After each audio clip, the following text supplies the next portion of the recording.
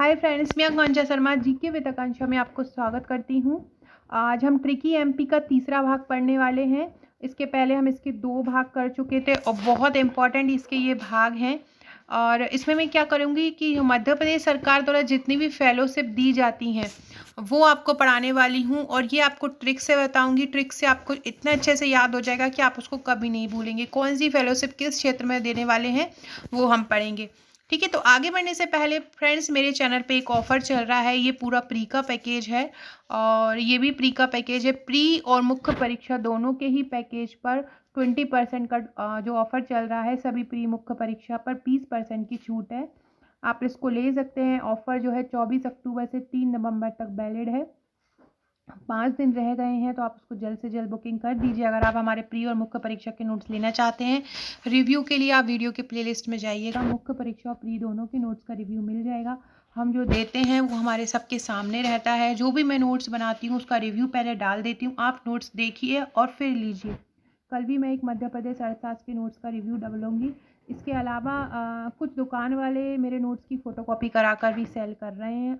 आज भी मुझे इसकी खबर मिली और 2 से 3 दिन पहले भी मिली थी और पहले भी मिल चुकी है। तो मैं आपको बता दूँ, वो सभी पुराने नोट्स हैं, ओल्ड पैटर्न पर हैं और आधे अधूरे हैं। साथ में उनके साथ आपको ग्रुप नहीं मिलेगा। जो हमारे मुख्य परीक्षा और प्री परीक्षा के साथ आपको एक ग्रुप मिलते हैं। मुख्य परीक्षा के आपको 25 ग्रुप मिलते हैं और प्री परीक्षा के आपको 1 ग्रुप मिलता है। वो ग्रुप भी आपको नहीं मिलता है। ग्रुप बहुत इंपॉर्टेंट है, क्योंकि जो पेपर 3 का यूनिट 4 है मैथ का, वो मैं ग्रुप में ही करवाने वाली हूँ और जो कि बहुत इंपॉर्टेंट है। बाकी सभी के लिए जो करंट अपडेटेड प्रश्न है वो भी मैं ग्रुप में कराती हूँ। तो चलिए अब स्टार्ट करते हैं हमारी ट्रिक।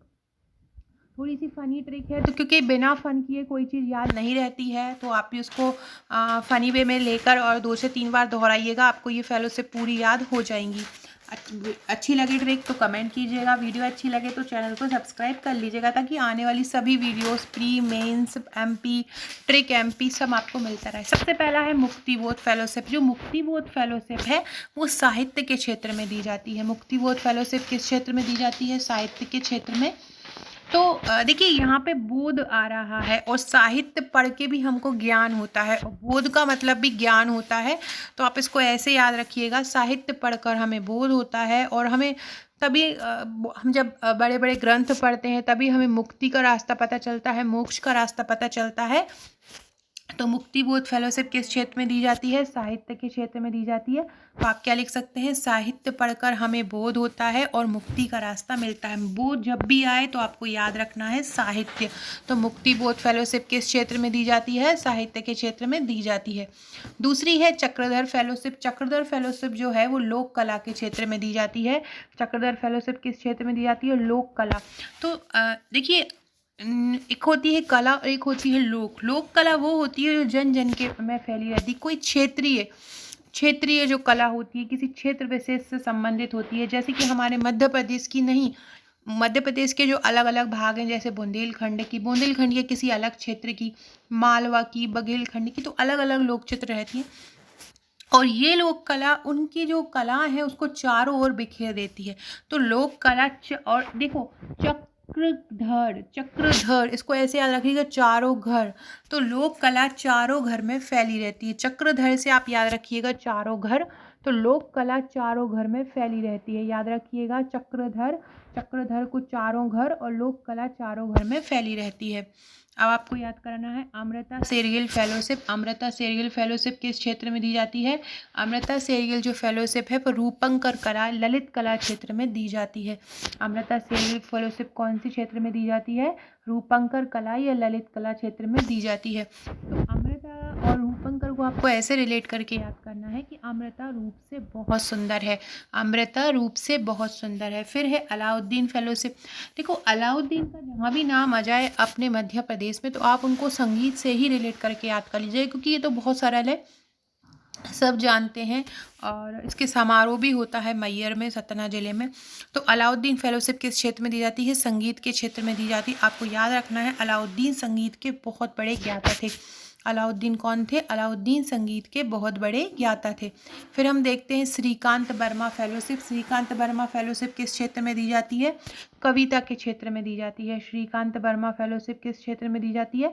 कविता के क्षेत्र में दी जाती है। इसको क्या लिखेंगे? श्रीकांत बहुत सुंदर कविता लिखता है। श्रीकांत वर्मा फेलोशिप किस क्षेत्र में दी जाती है? कविता के क्षेत्र में। और उसको आप क्या लिखेंगे? श्रीकांत बहुत सुंदर कविता लिखता है। 2 से 4 बार थोड़े से मन में गुनगुना दीजिए, श्रीकांत बहुत सुंदर कविता लिखता है। इसके बाद राजेंद्र प्रसाद माथुर फेलोशिप, राजेंद्र प्रसाद माथुर फेलोशिप किस क्षेत्र में दी जाती है? पत्रकारिता के क्षेत्र में दी जाती है।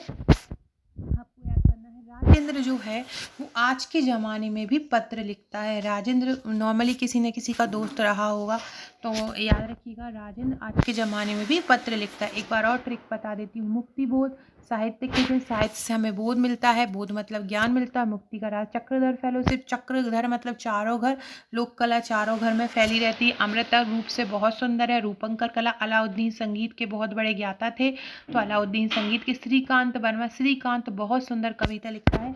ये कांत में कांत है, और कांत में भी, इसमें भी का और ता आता है कविता में, तो ऐसे भी याद रख सकते हैं। श्रीकांत बहुत सुंदर कविता लिखता है। और कांत में भी कविता आता, कांत में भी कावता आता है, कविता में भी कावता आता है। और श्रीकांत कविता भी अच्छे लिखते हैं। तो इस प्रकार से याद कर सकते हैं। राजेंद्र प्रसाद माथुर फेलोशिप पत्रकारिता के क्षेत्र में, तो राजेंद्र आज के ज़माने में भी पत्र लिखता है। राजेंद्र आज के ज़माने में भी पत्र लिखता है। राजेंद्र आज के ज़माने में भी पत्र लिखता है। तो आप याद रख लीजिए, राजेंद्र आज के ज़माने में पत्र लिखता है, मतलब राजेंद्र प्रसाद माथुर फेलोशिप किस क्षेत्र में दी जाती है? पत्रकारिता में। तो फ्रेंड्स, ये था हमारा आज का वीडियो। ऐसे ही ट्रिकी एमपी के लिए और नॉर्मल मध्य प्रदेश स्पेशल भी मेरे चैनल पे चल रहा है, सबके लिए चैनल को सब्सक्राइब जरूर कीजिएगा। अच्छा लगे तो लाइक कीजिएगा और शेयर कीजिएगा। Okay friends, thank you.